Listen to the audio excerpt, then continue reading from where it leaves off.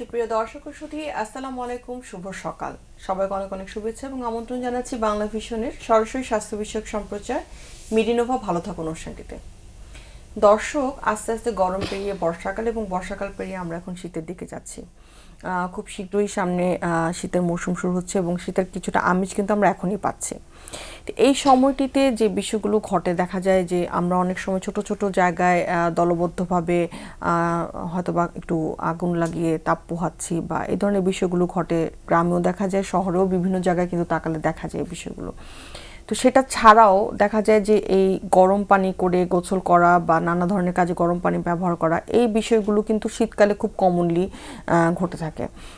তো এই জায়গা থেকে দেখা যায় যে অনেক সময় কিন্তু হঠাৎ করে গরম পানি গায়ে পড়ে যাওয়া বা আগুনের তাপে গা পুড়ে যাওয়া, এই বিষয়গুলো ঘটে এবং বার্নের এই বিষয়গুলোতে প্রাইমারি ম্যানেজমেন্ট বা সাথে সাথে একটা ম্যানেজমেন্ট যে দিব, সেই বিষয়গুলো কিন্তু আমাদের সবারই অনেকটাই অজানা। আমরা অনেক বিষয় নিয়ে কথা বলি কিন্তু এগুলো নিয়ে খুবই কম কথা বলা হয়। তো আজকে আমরা চেষ্টা করবো এই বিষয়গুলো কভার করার জন্য এবং সেই সাথে সবচেয়ে বেশি মাত্রায় বেড়ে যাচ্ছে যে সমস্যাটি, যেটি নিয়ে আমরা অনেক আগে থেকে কথা বলছি, এখনও কথা বলছি, আমাদের মনে হয় যে আরও অনেক কথা বলার আছে, সেটা হচ্ছে যে ডায়াবেটিস। রিসেন্টলি বিশ্ব ডায়াবেটিস দিবস ছিল এবং আমরা ওয়েলবিং নিয়ে কথা বলছিলাম। তো আমাদের সাথে সেই বিষয়গুলো নিয়ে কথা বলবার জন্য দুজন অত্যন্ত গুরুত্বপূর্ণ ব্যক্তিত্ব আজকে জয়েন করেছেন। আমাদের সাথে আছেন ডাক্তার মুন্নি মমতাজ, সহযোগী অধ্যাপক ও বিভাগীয় প্রধান, general and plastic surgery, Tarunnessa memorial medical college and hospital. এবং সেই সাথে ডায়াবেটিস নিয়ে কথা বলবার জন্য আমাদের সাথে আজকে শ্রুতি উপস্থিত আছেন অত্যন্ত সুনামধন্য অধ্যাপক ডক্টর ইন্দ্রজিৎ প্রসাদ, বিভাগীয় প্রধান, এন্ডোক্রাইনোলজি বিভাগ, ঢাকা মেডিকেল কলেজ হাসপাতাল।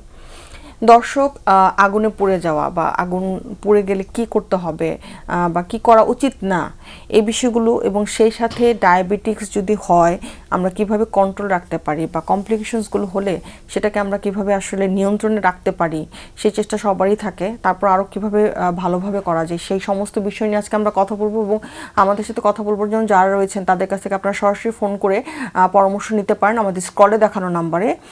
এবং সেই সাথে ফেসবুক থেকে সরাসরি দেখতে লগ ইন করুন www.facebook.com/banglavision এই লিঙ্কটিতে।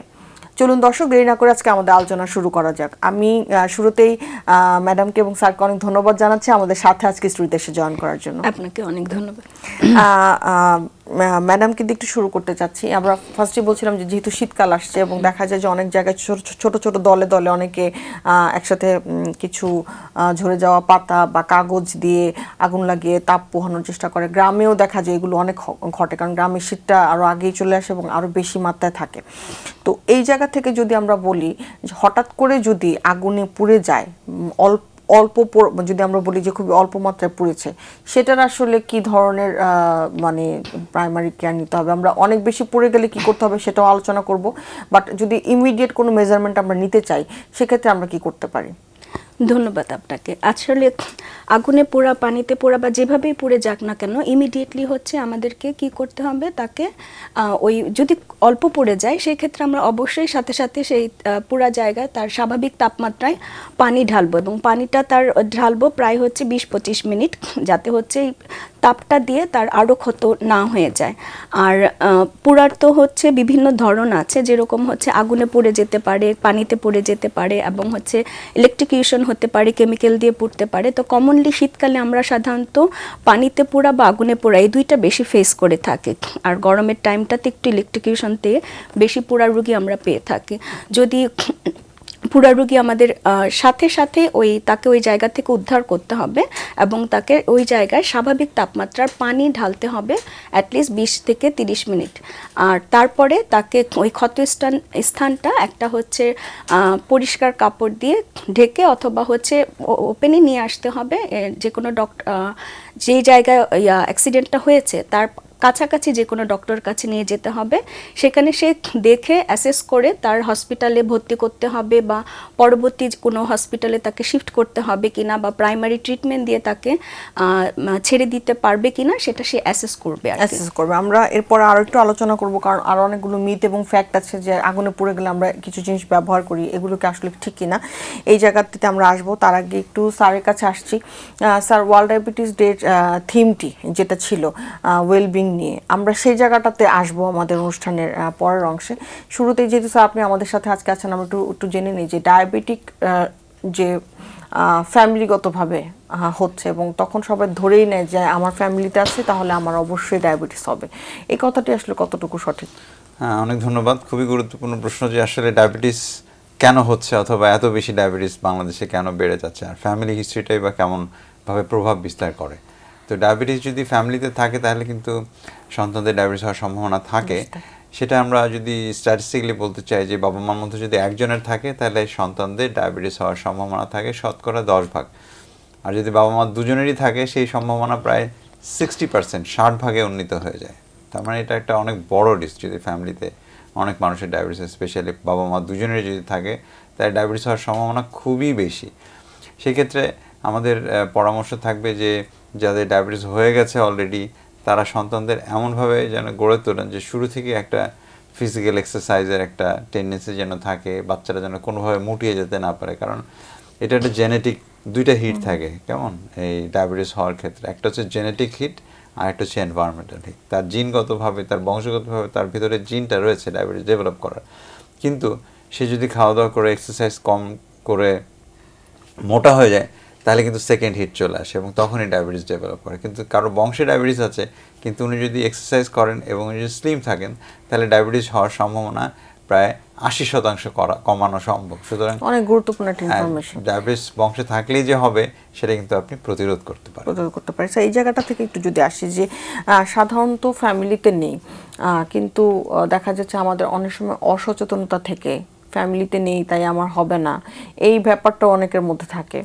তো সেই জায়গা থেকে যদি বলি যে এই যে অসচেতনতার জায়গা থেকে আসলে কখন কনসার্ন হওয়া উচিত, যে কি ধরনের লক্ষণ উপসর্গগুলো দেখা গেলে মনে হতে পারে যে না আমার আসলে কিন্তু ডায়াবেটিসটা চেক করা উচিত বা আছে কিনা দেখা উচিত?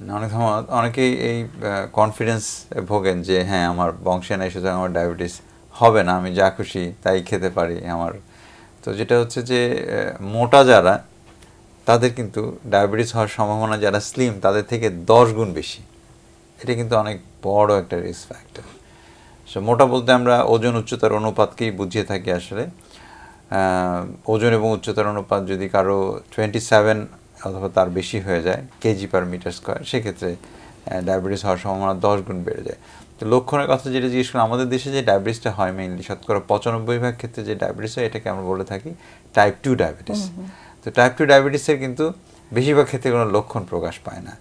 যখন 10, 12, 15 ডায়াবেটিস হয় আপনি কিন্তু বাইরে থেকে বুঝতে পারবেন না। বেশিরভাগ রুগী হয় কি, কখনো সার্জারি করতে গেল, সার্জারি করতে গিয়ে তার ডায়াবেটিস ধরা পড়লো, স্ক্রিনিং করতে গিয়ে কোনো একটা চাকরিতে ঢুকলো, তো চাকরিতে একটা অ্যানুয়াল চেক আপ হয়, সেই চেক আপ করতে গিয়ে ধরা পড়লো, অথবা বিদেশে যাবে একটা স্ক্রিনিং করছে, অথবা বাসায় একটা গ্লুকোমিটার আছে, অথবা রাস্তায় হাঁটছে, ঠিক আছে শখ করে বললো যে ঠিক আছে একটু মাপি, তখনই দেখা যায় ডায়াবেটিস, কিন্তু লক্ষণ প্রকাশ পায় না। তবে 3টা মেজর লক্ষণের কথা আমি বলবো। একটা হচ্ছে যে ঘন ঘন পিপাসা পাওয়া, বেশি বেশি পেশাব পাওয়া এবং ওজন কমে যাওয়া। এই 3টা হচ্ছে কার্ডিনাল সাইন বলি।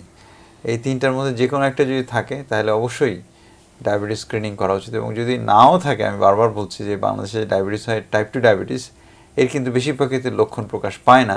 সেই ক্ষেত্রে যখন 30 বছর অথবা এর বেশি যদি কারো হয়ে যায় বয়স, সেক্ষেত্রে ডায়াবেটিস স্ক্রিনিং করে নেওয়া উচিত।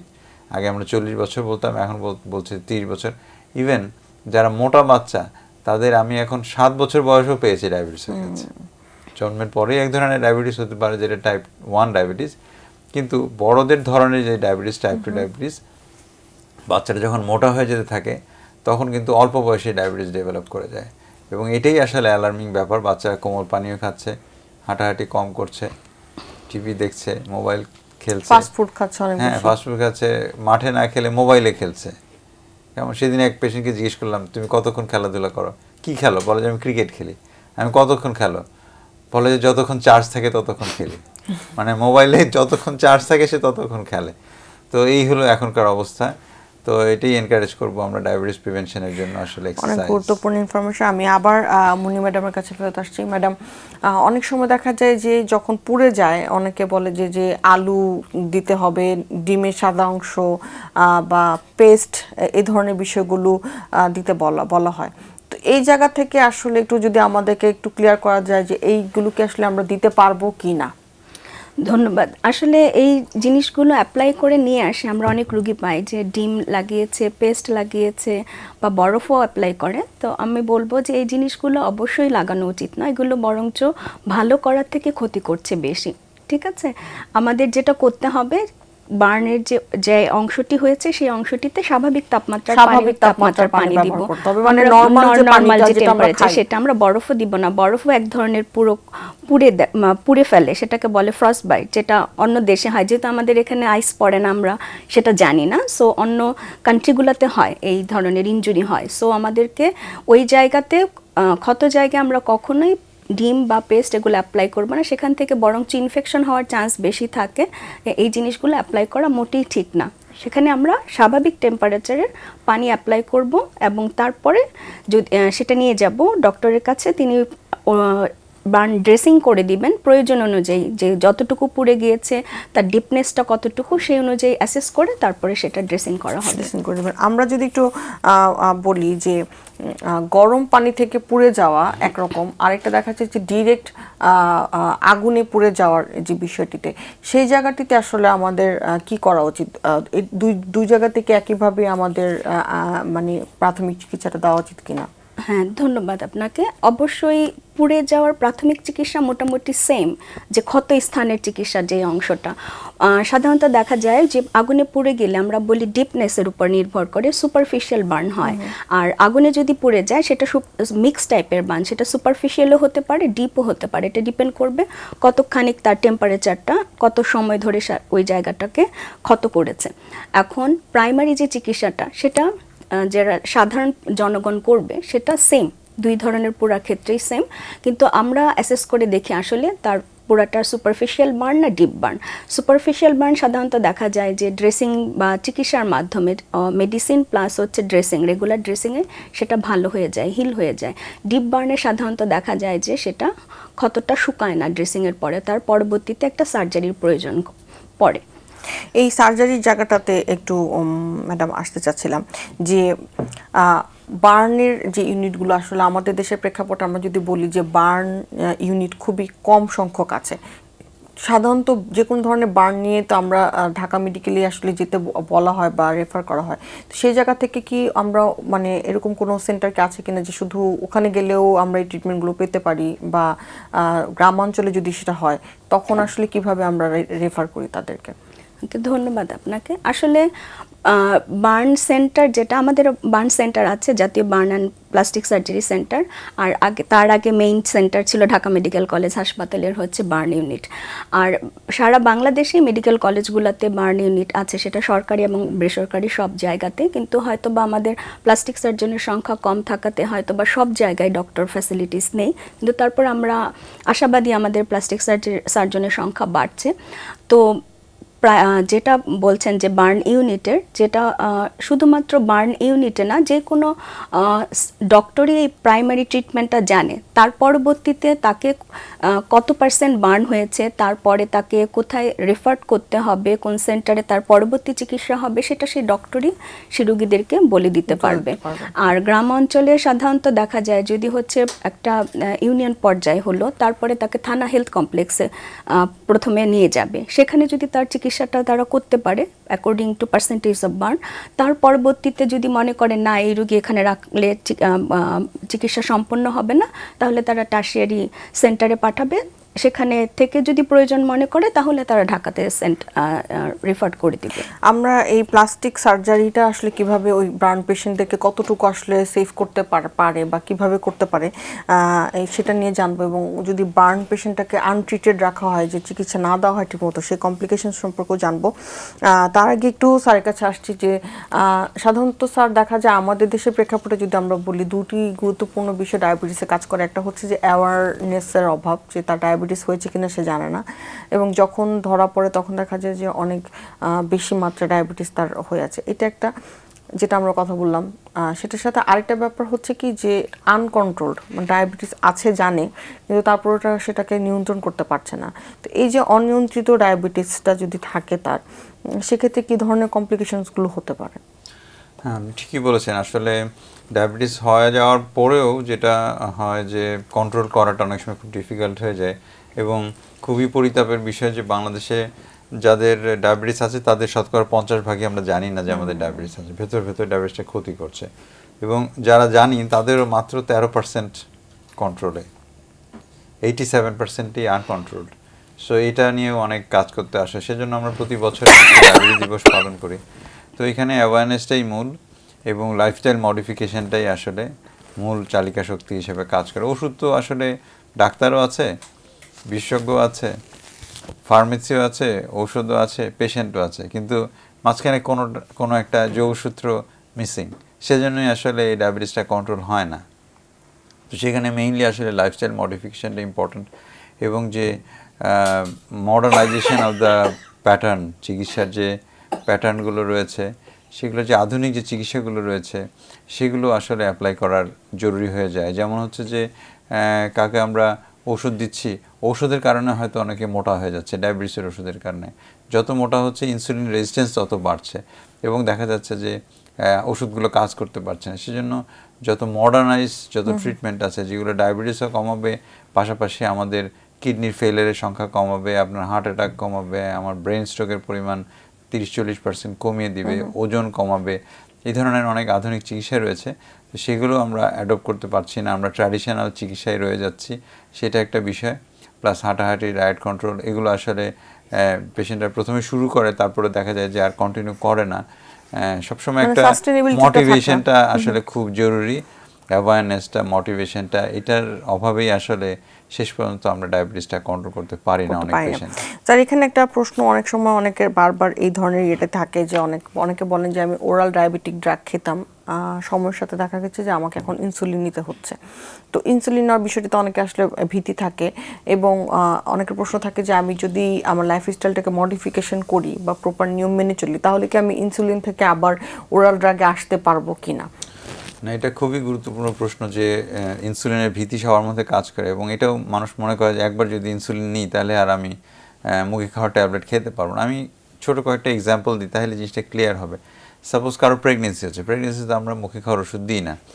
প্রেগনেন্সি হলো, তাকে আমরা 9 মাসের জন্য ইনসুলিন দিলাম, তারপরে বাচ্চা ডেলিভারি হয়ে গেলো, ব্রেস্ট ফিডিং শেষ হয়ে গেলো, তারপর আমরা আবার মুখে খাওয়ার ওষুধে নিয়ে আসলাম। এটা তো মানে শতকরা 95% ক্ষেত্রেই এরকম হয় যে আমরা ইনসুলিন বন্ধ করে ট্যাবলেটে আসি।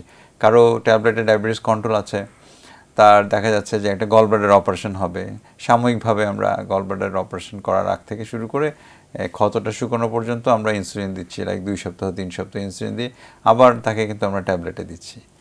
তো এই জিনিসগুলো আপনি যদি খেয়াল করেন তাহলে কিন্তু বুঝতে পারবেন যে আসলে ইনসুলিন একবার দিলে যে এটা বন্ধ করা যায় না এমন কোনো ব্যাপার না। আসলে অনেক অনেক রুগী রয়েছে যাদের শুরুতে অনেক বেশি ডায়াবেটিস, টক্সিক লেভেলে, লাইক 25-30 হয়ে গেছে ডায়াবেটিস, 19-20 হয়ে গেছে, এই ধরনের অনেক বেশি ডায়াবেটিস থাকে। তখন শুরুতে আমরা ইনসুলিন দিয়ে আগে আমরা প্যানক্রিয়াসটাকে আমরা একটু সুস্থ করে নিই, তারপরে 1.5 মাস পরে আমরা চেষ্টা করি যে ইনসুলিন বন্ধ করে আবার মুখে খাওয়ার ট্যাবলেট দেওয়ার জন্য। এরকমভাবে কিন্তু আমরা অনেক পেশেন্টকে কিন্তু ইনসুলিন থেকে আমরা ট্যাবলেট নিয়ে এসেছি। সুতরাং ইনসুলিন একবার দিলে যে এটা আর বন্ধ করা যাবে না, এটা একেবারেই সত্যি না। তো আমি মনে করব যে চিকিৎসক যখন পরামর্শ দেবে আপনাকে ইনসুলিন নেওয়ার জন্য, তখন ধরবেন যে আসলে আপনার ইনসুলিন নেওয়া দরকার। তবে কিছু কিছু পেশেন্ট আছে, সাপোজ লং টার্ম ডায়াবেটিক, যাদের যে ডায়াবেটিস ইনসুলিন ওরাল এজেন্ট খেতে খেতে এটার এক্সজশন হয়ে যায়, বিটা সেল, মনে করেন প্যানক্রিয়াসে যে আমাদের বিটা সেল যেখান থেকে ইনসুলিনটা তৈরি হয়, সেই বিটা সেলটা এক্সস্টেড হয়ে যায়, নষ্ট হয়ে যায় সময়ের সাথে সাথে। তো সেরকম যদি হয়ে যায় তাহলে কিন্তু ইনসুলিন তৈরি করার কার্যক্ষমতা একদমই হারিয়ে ফেলে, এবং পৃথিবীর যত পেশেন্ট আছে তাদের আসলে শতকরা 50% আসলে ইনসুলিন ডিপেন্ডেন্ট। কারণ হচ্ছে তাদের বিটা সেলটা সময়ের সাথে সাথে নষ্ট হয়েছে। টাইপ 1 ডায়াবেটিস যেটা আমরা বলছিলাম যে বাংলাদেশে খুব কম হয়, শতকরা 5%, বিশেষ করে শিশুদের যেটা হয়, সেখানে শুরুতে ইনসুলিন দিতে হয়, সারা জীবন ইনসুলিন দিতে হয়, টাইপ 1। কিন্তু টাইপ 2 ডায়াবেটিস কিন্তু কমনলি হয়ে থাকে, তার কিন্তু 50% রুগী কিন্তু 6 বছর যাওয়ার পরে আর সঠিক মাত্রায় ইনসুলিন নিজে তৈরি করতে পারে না, তখন আসলে ইনসুলিন দেওয়ার প্রয়োজন। তবে ডাক্তার এবং পেশেন্ট সুন্দরভাবে একটা যদি আলোচনা হয় যে আসলে কখন ইনসুলিনটা দেওয়া দরকার, কয় দিনের জন্য দরকার, তাহলে কিন্তু পেশেন্টকে আসলে কনভিন্স করা সম্ভব। এবং সম্ভব। আমরা যদি সময় মতো যদি শুরু করতে পারতাম তাহলে কিন্তু ইনসুলিনটা এত মানুষের কিডনি ফেলিওর হতো না, এত মানুষের হার্ট অ্যাটাক হতো না, এত ডায়ালাইসিস সেন্টার বাংলাদেশে আসলে তৈরি করতে হতো না যদি আমরা সময় মতো ইনসুলিনটা শুরু করতে পারতাম। আমরা অনেক দেরি করে ফেলি, সারা পৃথিবীতেই তাই। এবং সাধারণত 2 থেকে 2.5 বছর সময় লাগে একটা পেশেন্টকে কনভিন্স করতে যে আপনি ইনসুলিন দরকার বলার পরে সেই ইনসুলিন নিচ্ছে প্র্যাকটিক্যালি। এটাই আসলে মুশকিল। আমরা এই জায়গা থেকেই স্যার আসবো যে প্রেগনেন্সিতে ডায়াবেটিস হলে সেটা কি লাইফ লং রয়ে যায় কিনা, বা সেটাকে আসলে আমরা আবার আগের অবস্থায় ফেরত যেতে পারি কিনা, এবং সেই সাথে একটা কিডনি মানে ডায়াবেটিসের সাথে কিডনি রোগটা অনেক ওতপ্রোতভাবে জড়িত। কখন থেকে আসলে কিডনির চিকিৎসাটা শুরু করা উচিত বা কিডনিটা ভালো আছে কিনা দেখা উচিত, সেটা জানবো। তার আগে একটু ম্যাডামের কাছে আছে যে এই যে পার্সেন্টেজ অনুযায়ী যে আমরা বার্নের বিষয়টা তো বলি, অনেক সময় দেখা যায় যে অনেক ফাইলপত্র নিয়ে বিভিন্ন হসপিটালে ঘোরাঘুরি করছে। তো এই জায়গায় কি নির্দিষ্ট কোনো নীতিমালা আছে কিনা যে এত পার্সেন্টেজের পরে আসলে কিন্তু তাকে হসপিটালে ভর্তি হয়ে অপারেশন করে ঠিক করতে হয়, এই ধরনের কি কোনো আমরা কোনো বলে দিতে পারি কিনা? আসলে পার্সেন্টেজ অনুযায়ী ভর্তির অ্যাডমিশন ক্রাইটেরিয়া আছে, ভর্তি ক্রাইটেরিয়া আছে। আসলে আমরা বলে থাকি যে অ্যাডাল্টের ক্ষেত্রে 15%-এর যদি 15 ভাগের উপরে যদি শরীরে পুড়ে যায় তখন অবশ্যই তাকে হাসপাতালে ভর্তি করতে হবে, আর বাচ্চাদের ক্ষেত্রে 10%। তো আর অপারেশনটা ডিপেন্ড করবে হচ্ছে সার্জারি তার লাগবে কি লাগবে না, কতটুকু পুড়ে গেছে, ডিপে পুড়ে গিয়েছে। তো পার্সেন্টেজের উপরে অপারেশনের না, ওটা হয়তো বা এমনি ড্রেসিং করেই তার হিল হয়ে যেতে পারে। তবে এই ক্রাইটেরিয়া যদি থাকে তাহলে তাকে আমরা হাসপাতালে ভর্তি করবেন, অ্যাডমিশন ক্রাইটেরিয়া। সাথে বলা হয় যে হচ্ছে যদি তার ইলেকট্রিকিউশনে ইলেকট্রিক বার্ন হয়, পার্সেন্টেজ যাই হোক না কেন তাকে হাসপাতালে অ্যাডমিট করতে হবে। কেমিক্যাল বার্ন আর ইলেকট্রিক বার্নের ক্ষেত্রে সেটা 1% হোক বা 1%-এর কম হলেও তাকে হাসপাতালে ভর্তি রেখে চিকিৎসা দিতে হবে। আর বলা হয় যে যাদের যদি অ্যাডিশনাল ইনজুরি থাকে তাদেরকেও হাসপাতালে ভর্তি হতে হবে। আর যদি কারো কোমরবিডিটিস থাকে, যেমন ডায়াবেটিস নিয়ে কথা হচ্ছে এখন, ডায়াবেটিস মেলাইটাস বা হাইপারটেনশন, প্রেশারের রোগী বা অ্যাজমার রোগী বা থাইরয়েড, তাদের ক্ষেত্রে অবশ্যই হাসপাতালে ভর্তি রেখে চিকিৎসা করতে হবে। আর হচ্ছে বলা হয় যে বাচ্চাদের ক্ষেত্রে এবং হচ্ছে এল্ডারলি পেশেন্ট যাদেরকে নিজেরা টেক কেয়ার করতে পারবে না, আর যদি তার কোনো পেশেন্টের সাইকিয়াট্রিক প্রবলেম থাকে, এই ধরনের রোগীকে অবশ্যই হাসপাতালে ভর্তি রেখে পুরো রোগীর চিকিৎসা দিতে হবে, পার্সেন্টেজ সেটা যাই হোক না কেন। এখানে মানে একটা প্রশ্ন থাকে যে অনেক সময় আমরা বলি যে আমরা মানে সার্জারি করছি, আসলে সার্জারিতে আমরা কি করছি? একটা বার্নের পেশেন্টের সার্জারিতে ইউজুয়ালি মানে কি করা হয় বা সেটা পরবর্তীতে আসলে কি আউটকাম নিয়ে আসে? ধন্যবাদ আপনাকে। আসলে সার্জারি বলতে এখানে বলা হয়, অনেকে বলে যে প্লাস্টিক সার্জারি করতে হবে বা চামড়া লাগাতে হবে। এই জিনিসটাই আমাদের সাধারণ জনগণ এটা বুঝে থাকে পোড়া রোগীর ক্ষেত্রে। স্পেশালি পোড়া রোগীর ক্ষেত্রে আমরা যদি সার্জারি লাগে, 2 ধরনের অপারেশন আমরা করে থাকি। সেটা হতে পারে স্কিন গ্রাফট, চামড়া লাগানো যেটা রোগীরা বলে, আর একটা হলো ফ্ল্যাপ সার্জারি, চামড়ার সাথে অ্যাডিশনাল আমরা বলি বাংলায় চর্বিযুক্ত চামড়া বা কখনো মাসেল ফ্ল্যাপ। এই জিনিসগুলো নির্ভর করবে তার কোন এরিয়াতে বার্ন হয়েছে এবং তার ওই যে পুরো ক্ষতটা আছে সেই ক্ষতটা কতখানি তার পুড়ে গিয়েছে। অনেক সময় দেখা যায় চামড়ার সাথে যেটা চর্বিযুক্ত চামড়া, যেটা বলা হচ্ছে সাবকিউটিনিয়াস টিস্যু আমরা বলে থাকি, মাসেল পেশি, মাংসপেশি পুড়ে যায় বা হচ্ছে হাড়টি বের হয়ে যায়, হাড় বের হয়ে যায়। তো ওই ক্ষেত্রে দেখা যায় সাধারণত শুধুমাত্র চামড়া লাগিয়ে, যেটা স্কিন গ্রাফট করে রোগীর চিকিৎসা সম্পন্ন হয় না, সেই ক্ষেত্রে আমরা ফ্ল্যাপ সার্জারি, ফ্ল্যাপ দিয়ে থাকি। এই 2 ধরনের সার্জারি সাধারণত পুরা রোগীর বেলায় করা হয়ে থাকে, প্রযোজ্য বুঝে যে কোনটা কার বেলায় প্রযোজ্য, সেই অনুযায়ী আমরা এই সার্জারি করে থাকি। অনেক গুরুত্বপূর্ণ। এখানে স্যারের কাছে আবার আসছি, তার আগে একটা ছোট্ট ফোন আছে, ফোনটা নিচ্ছি। জি হ্যালো, দর্শক আপনার নাম বলে প্রশ্নটি করুন। দর্শক শুনতে পাচ্ছেন? হ্যাঁ জি দর্শক, আমরা শুনতে পাচ্ছি, আপনার প্রশ্নটি করুন। জি, আমি বলতে চাচ্ছিলাম ম্যাডাম যে আমি সিকিউরিটি পেশেন্ট, আইএনএফ আছে। আচ্ছা, আমার লং টার্মে পেনিসিলিন খাচ্ছি আর কি।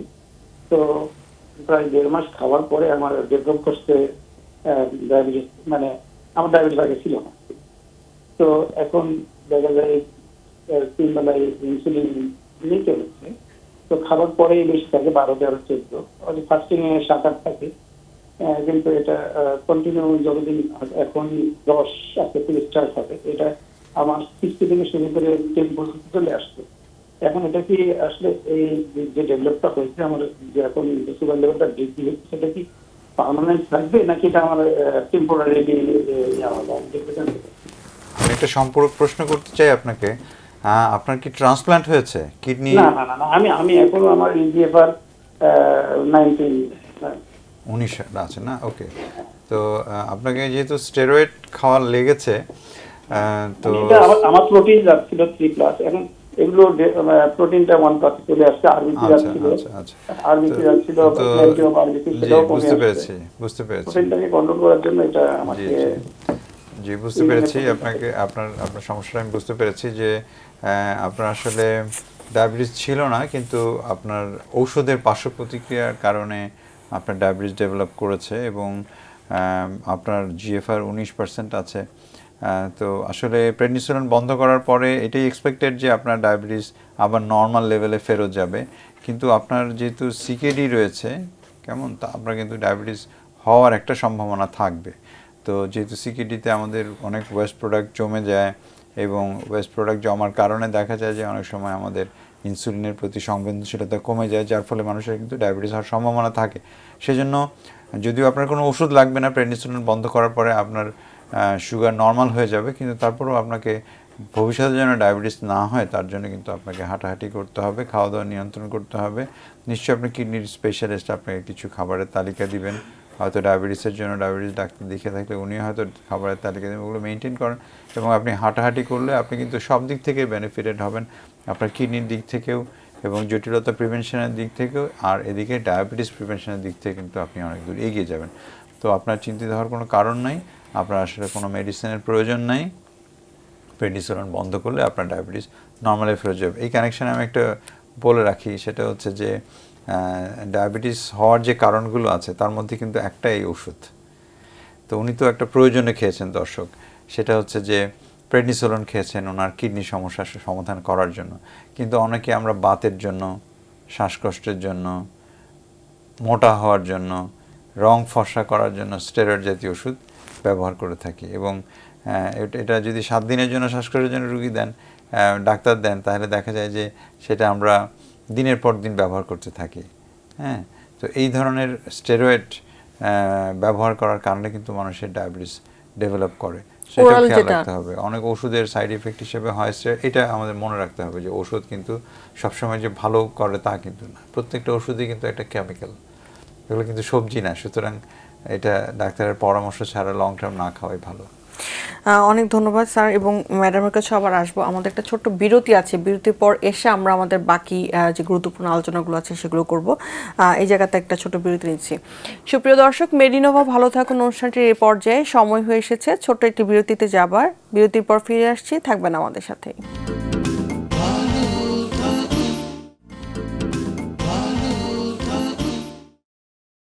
সুপ্রিয় দর্শক, বিরতি শেষে আবারও ফিরে এলাম মেডিনোভা ভালো থাকুন অনুষ্ঠানটিতে। আমাদের সাথে থাকার জন্য ধন্যবাদ। আজকে আমরা কথা বলছিলাম পুড়ে যাওয়ার সমস্যাগুলো নিয়ে এবং সেই সাথে প্লাস্টিক সার্জারি কতটা গুরুত্বপূর্ণ ভূমিকা রাখতে পারে এবং সেই সাথে ডায়াবেটিসের বিভিন্ন বিষয়গুলো নিয়ে আজকে আমরা কথা বলছিলাম। আমি এই জায়গাটাতে একটু ম্যাডামের কাছে আসতে চাচ্ছিলাম যে পুড়ে গেছে কিন্তু বাসাতেই আমি ট্রিটমেন্ট নিচ্ছি, দেখা যাচ্ছে যাদের অনেক সময় অ্যাসোসিয়েটেড ফ্যাক্টরস থাকে, যেমন ডায়াবেটিক পেশেন্ট থাকতে পারে বা আরও অনেক ধরনের পেশেন্ট থাকে যাদের স্কিন সেনসিটিভ থাকে, অনেক সময় দেখা যায় মৃত্যুর কারণও হয়ে দাঁড়ায়। এরকম কি আছে কিনা বা আমরা এরকম পাই কিনা, বা পেলে আসলে আমরা কি করতে পারি? ধন্যবাদ। আসলে এই রোগীগুলো পাওয়া যায় অনেকেই, দেখা যায় যে এক হচ্ছে দেরিতে আমাদের কাছে আসে, যে কোনো প্লাস্টিক সার্জনের কাছে বা যে কোনো এমবিবিএস ডক্টরের কাছেও দেখা যায় আসে যে দেরি করে পুড়ে গিয়েছে, অনেক দেরি করে আসছে। সেক্ষেত্রে দেখা যায় যদি বেশি পুড়ে যায়, পার্সেন্টেজ বেশি পুড়ে যায়, সেক্ষেত্রে ফ্লুইড রিপ্লেসমেন্ট দিতে হয়। তো জনসাধারণের সাথে বলা হয় যে এরা জানে যে স্যালাইন দেয় রোগীদের, পুড়ে যাওয়া রোগীদের, সেই স্যালাইন যেটা পানি পূরণটা, যেটা ঘাটতি পূরণ করতে হয়, যেটা বের হয়ে গিয়েছে, সেটা পূরণ করার জন্য যে সময়টা, সেই সময়টা অনেকখানি পার করে আসে রোগী আমাদের কাছে। তারপরেও দেখা যায় এই ক্ষেত্রে কিছুটা রিপ্লেস করা যায় যদি প্রথম দিনেই আসে 24 ঘন্টার মধ্যে। তো অনেক সময় দেখা যায় 24 ঘন্টা পার করে আসে, তখন রোগী খারাপ হয়ে যায়। যদি পার্সেন্টেজ অনেক বেশি হয়, 50 ভাগের উপরে বা 60 ভাগের উপরে পুড়ে যায়, তখন রোগী মৃত্যুর ঝুঁকির একটা কারণ হয়ে যায় তখন। আরেকটি ক্ষেত্রে দেখা যায় যে হচ্ছে পার্সেন্টেজ কমই আছে, পুড়ে গিয়েছে, কিন্তু বাসায় রেখে তারা হচ্ছে হয়তো বা ডিম অ্যাপ্লাই করছে বা পেস্ট অ্যাপ্লাই করেছে, বা ইভেন গ্রামে গঞ্জে দেখা যায় যে কাদামাটি বা গোবর দিয়ে থাকে, যেটা এই ধরনের রুগীও পাওয়া যায়।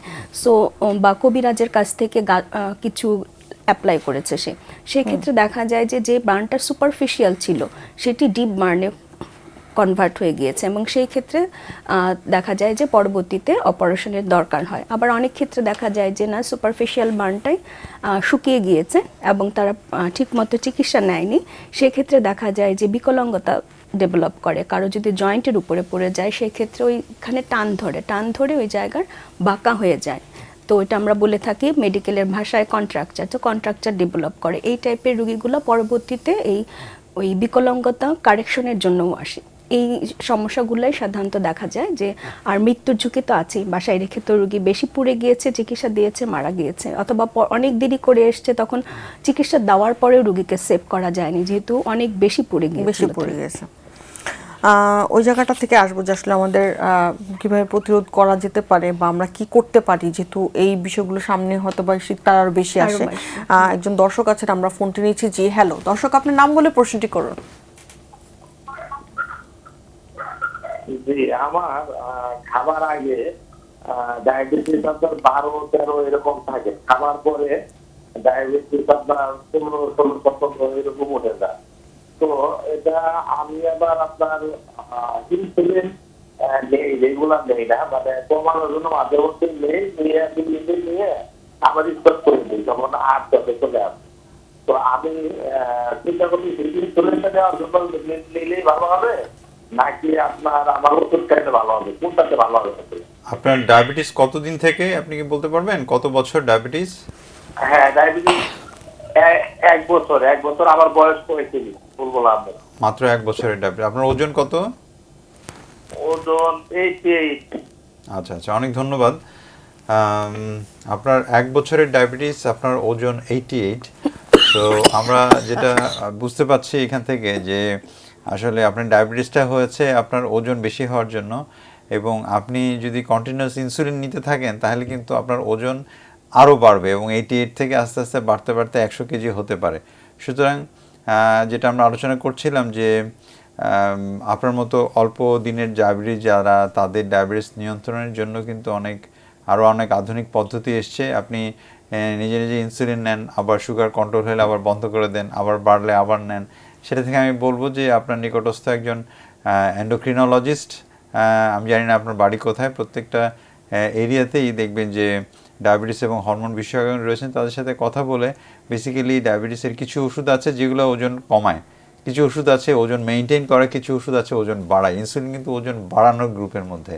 তো সেজন্য আপনি বিশেষজ্ঞের সাথে কথা বলে, প্রত্যেকটা মেডিকেল কলেজেই দেখবেন যে এন্ডোক্রিনোলজি বিভাগ রয়েছে, সেখানে কথা বলে আপনি আপনার ডায়াবেটিসের জন্য এবং আপনার ওজন হিসেবে কিছু ট্যাবলেট রয়েছে, এবং সেই ট্যাবলেটের মাধ্যমেই কিন্তু আমার মনে হয় আপনি এই যেহেতু অল্প দিনের ডায়াবেটিস, আপনার ডায়াবেটিস নিয়ন্ত্রণ হবে। যদি ট্যাবলেটটি নিয়ন্ত্রণ না হতে চায় তাহলে সপ্তাহে 1 দিন দেওয়া যায় এরকম ইনজেকশন রয়েছে, যেটাতে ডায়াবেটিসও কমে এবং ওজনও কমে।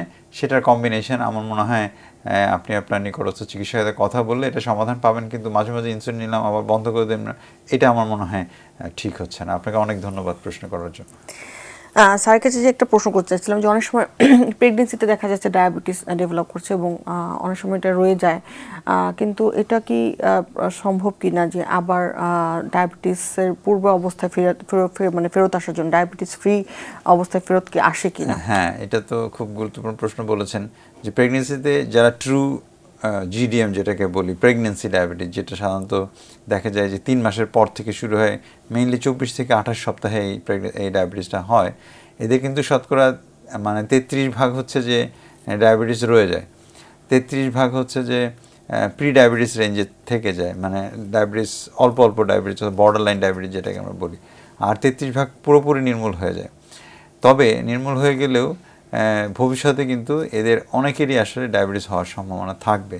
তো সেই জন্য আমরা বলবো যাদের একবার প্রেগনেন্সি ডায়াবেটিস হয়েছে তারা কিন্তু হাই রিস্ক ফর ডেভেলপিংটা ভালো হয়ে গেলেও high risk for developing diabetes, তাদের ক্ষেত্রে বিশেষ মনোযোগী হওয়ার দরকার তাদের ওয়েট মেনটেন্যান্সের জন্য। উনি যেন রেগুলার হাঁটেন, নিজেকে উনি যেন ডায়াবেটিসের রুগী মনে করেন, এবং সেই হিসাবে কিন্তু ওনার লাইফস্টাইলটা যদি মেনটেন করেন তাহলে কিন্তু ডায়াবেটিস প্রিভেনশন উনি করতে পারবেন। স্যার এই জায়গা থেকে আসি, যেহেতু আমরা একদমই শেষ পর্যায়ে আছি, যে এই যে ডায়াবেটিসটাকে আসলে আমরা যদি প্রতিরোধী করতে চাই, সেক্ষেত্রে আসলে আমাদের কোন কোন বিষয়গুলো সবচেয়ে বেশি খেয়াল করা উচিত বা এখন থেকে আসলে করা উচিত? আপনি নিশ্চয়ই খেয়াল করেছেন যে রাস্তায় যারা হাঁটছে তাদেরকে যদি জিজ্ঞেস করেন যে আপনি কেন হাঁটছেন, ওরা বলবে যে আমার ডায়াবেটিস আছে সেজন্য কমানোর জন্য হাঁটছি। খুব কম মানুষই পাবেন যারা ডায়াবেটিস প্রতিরোধের জন্য হাঁটছেন। তাহলে বিষয়টা এমন দাঁড়ালো যে ডায়াবেটিস হওয়ার পরে আমরা হাঁটা শুরু করি, যদি হওয়ার আগেই যদি আমরা হাঁটা শুরু করি তাহলে কিন্তু ডায়াবেটিস প্রতিরোধের সম্ভাবনা শতকরা 84%। 100 জনের মধ্যে 84 জনের ডায়াবেটিস হবে না যদি ডায়াবেটিস হওয়ার আগেই আমরা হাঁটা শুরু করি, আমরা ডায়েটারি মডিফিকেশন করি, সুষম খাদ্য গ্রহণ করি, তাহলে কিন্তু এই ডায়াবেটিসের হওয়ার যে হার সেটা আমরা কমাতে পারবো। এবং বাংলাদেশের মতো মধ্যম আয়ের দেশের জন্য সব থেকে ভালো স্ট্র্যাটেজি হচ্ছে এই যে বড় বড় ডায়ালিসিস সেন্টার করা, হার্টের রিং বাইপাস করার জন্য সেন্টার তৈরি করা, চোখে ইঞ্জেকশন দেওয়ার জন্য বড় বড় সেন্টার, তার থেকে বেশি ইনভেস্ট করা উচিত আমার মনে হয় ডায়াবেটিস প্রতিরোধে এই যে প্রচারণাটা সেটা করার জন্য। সো আমাদের মতো দেশের জন্য খরচ কমানোর জন্য সব থেকে ভালো হচ্ছে ডায়াবেটিস প্রতিরোধে ইনভেস্ট করা, যে ডায়াবেটিস না হতে পারে। যদি ডায়াবেটিস না হয় তাহলে তো জটিলতা হওয়ার কোনো প্রশ্নই ওঠে না। সুতরাং আসুন আমরা নিয়মিত হাঁটি, আমরা খাওয়া দাওয়া পরিমিত পরিমাণ খাওয়া দাওয়া করি, জাঙ্ক ফুড ফাস্টফুড অ্যাভয়েড করি, এবং 6 ঘন্টা কমপক্ষে ঘুমাই, এবং ডায়াবেটিসকে প্রতিরোধ করে আমাদের নিজেদেরকে বাঁচাই, আমাদের পরিবারকে বড় খরচের হাত থেকে বাঁচাই, এবং দেশকে রক্ষা করি ডায়াবেটিস প্রতিরোধ করে। স্যারকে অনেক অনেক ধন্যবাদ। আমি ম্যাডামের কাছে একটু আসবো, যেহেতু সামনে শীতকাল আসছে এবং এই যে ইনসিডেন্টসগুলো কিন্তু অনেক বেশি আমাদের বেড়ে যাবে, যে বিষয় নিয়ে আজকে আপনার সাথে কথা বলছিলাম। তো সেই জায়গা থেকে আসলে কি ধরনের সাজেশন থাকবে, বা হয়ে গেলে আমরা ইমিডিয়েটলি কি করতে পারি, এই ব্যাপারটাতে যদি আমাদের একটু বলেন। ধন্যবাদ আপনাকে। আসলে দেখা যাচ্ছে শীতকাল আসছে যেহেতু সামনেই, এবং গ্রামে অলরেডি শীত পড়ে গিয়েছে। আমরা মেইন করি গরম পানি দিয়ে গোসল করি, এবং অনেক সময় দেখা যায় যে পাতিলটাতে গরম পানি করা হয়েছে সেটা নিয়েই চলে যাচ্ছি গোসল করার ইয়ার জন্য। তখন দেখা যায় যে বাচ্চা যারা আছেন তারা দৌড়াদৌড়ি করে, খেলাধুলা করে, এসে লেগে গেল, পানি পড়ে গেলে অ্যাক্সিডেন্ট হয়ে যেতে পারে। সেক্ষেত্রে করতে হবে পানি ট্রান্সফারের সময় অবশ্যই বালতিতে করে পানিটা নিয়ে যাবে, এবং সাবধানতা অবলম্বন করবে। বাসায় যদি বাচ্চা থাকে অবশ্যই যাতে দূরে থাকে পানি ট্রান্সফারের সময়। আরেকটি হচ্ছে এই যে তাপ পোহানো যেটা, সেটার সময় অবশ্যই সাবধানতা অবলম্বন করবে যাতে এই অ্যাক্সিডেন্ট না ঘটে। আর হচ্ছে রান্না করার সময় অনেক সময় দেখা যায় যে তারা হচ্ছে অসাবধানতা বশত চুলার উপর দিয়ে হাত দিয়ে আরেক পাশ থেকে জিনিস আনতে যায়, সেই কাজটা করবে না। আবার ঢাকা শহরে দেখা যায় যে, বা যে কোনো সিটিতে গ্যাসের চুলার উপরে কাপড় শুকানোর যে ইয়াটা আছে, প্রবণতা আছে, সেটা করা যাবে না। সেখান থেকেও আগুন ধরে এটা অ্যাক্সিডেন্ট হতে পারে। আর যদি অ্যাক্সিডেন্ট বশত এই ঘটনা ঘটেই যায়, সাথে সাথে তাদেরকে অবশ্যই তারা স্বাভাবিক তাপমাত্রার পানি ঢালবে, কল ছেড়ে দিবে, ট্যাপ ছেড়ে দিয়ে। আর যেখানে কল নেই সেখানে হয়তো বা টিউবওয়েলের পানি আছে বা পরিষ্কার যে কোনো পানি সে ঢালবে ওই জায়গাটাতে। তো অ্যাটলিস্ট 20 মিনিট বা 25 মিনিট ঢেলে সাথে সাথে যে কোনো ডক্টরের কাছে চলে যাবে, সেটা অ্যাসেস করে তাকে পরবর্তী যে চিকিৎসা সেটি অবশ্যই তারা ওখানে দিবেন। এবং সবাইকে বলছি, দর্শক আপনারা সবাই সাবধানতা অবলম্বন করবেন। চামড়া খুবই ভ্যালুয়েবল, সেই চামড়া যদি পুড়ে যায়, প্লাস্টিক সার্জারির মাধ্যমে যে একটা ভুল ধারণা আছে প্লাস্টিক বা যে কোনো জিনিস দিয়ে আমরা রিপ্লেস করে দিতে পারবো, সেটি সম্ভব নয়। আপনার শরীরের চামড়া দিয়েই যদি বেশি ডিপ ক্ষত হয়ে যায় সেই জায়গাটা পূরণ করতে হবে, কিন্তু সেই একদম স্বাভাবিক মানুষের যে চামড়াটা সেটা কিন্তু আমরা ওইভাবে ফিরে পাই না। তো প্রতিকারই হচ্ছে আসল। তো প্রথম থেকেই যদি আপনি প্রিভেন্ট করেন যে পুরো না যায়, ক্ষতটা না হয়, সেটাই হচ্ছে আমাদের আসল চিকিৎসা। সেই ক্ষেত্রে সবাইকে এগিয়ে আসতে হবে, কারণ দেখা যাচ্ছে আমাদের দেশে পুরা রোগীর সংখ্যা অনেক বেশি। এই বার্ডেনের জন্য অনেক অন্যান্য কান্ট্রির তুলনায় দেখা যায় যে বাংলাদেশে কিন্তু পুরা রোগীর সংখ্যা অনেক বেশি। সেই ক্ষেত্রে বলবো যে আপনারা অবশ্যই সাবধানতা অবলম্বন করবেন, আর যদি কোনো অ্যাক্সিডেন্ট ঘটে যায় সাথে সাথে চিকিৎসা নেবেন, যাতে এই ক্ষতটা আপনার জীবনকে শেষ করে না দেয় বা পঙ্গুত্ব বরণ করতে না হয়। ধন্যবাদ আপনাকে। ম্যাডাম এবং স্যারকে অনেক অনেক ধন্যবাদ আজকে আমাদের সাথে স্টুডিওতে এসে জয়েন করার জন্য, আপনাদের মূল্যবান সময় আমাদের সাথে শেয়ার করার জন্য। আপনাদেরকে ধন্যবাদ, বাংলা ভিশনকে ধন্যবাদ, এবং দর্শক যারা শুনলেন সবাইকে শুভকামনা। সুপ্রিয় দর্শক, মেডিনোভা ভালো থাকুন অনুষ্ঠানটিতে আজকে আমরা কথা বলেছিলাম যে পুড়ে গেলে কি করা যেতে পারে, কি করা যেতে পারে না, বা কিভাবে আসলে পুড়ে যাওয়ার হাত থেকে আমরা নিজেদেরকে প্রতিহত করতে পারি, এবং সেই সাথে ডায়াবেটিস হয়ে যাওয়ার চেয়ে ডায়াবেটিসটাকে প্রতিরোধ করাটা আসলে আমাদের দেশের প্রেক্ষাপটে এখন একটা খুবই গুরুত্বপূর্ণ প্রশ্ন, এবং সবার জন্যই আসলে এটার একটা আহ্বান যে প্রতিরোধ করাটা আসলে গুরুত্বপূর্ণ। তো লাইফস্টাইল মডিফিকেশন এটা একটা খুবই গুরুত্বপূর্ণ সলিউশন। তো সেই জায়গা থেকে আশা করি যারা দেখেছেন আমাদের সাথে প্রোগ্রামটি অনেক উপকৃত হয়েছেন, যারা দেখতে পারেননি তার লিঙ্কে জয়েন করে আবারও প্রোগ্রামটি দেখতে পারবেন। আজকে এখানেই শেষ করছি, আবারও দেখা হবে আগামী পর্বে। ততদিন পর্যন্ত অপেক্ষায় থাকুন, সুস্থ থাকুন এবং অবশ্যই ভালো থাকুন।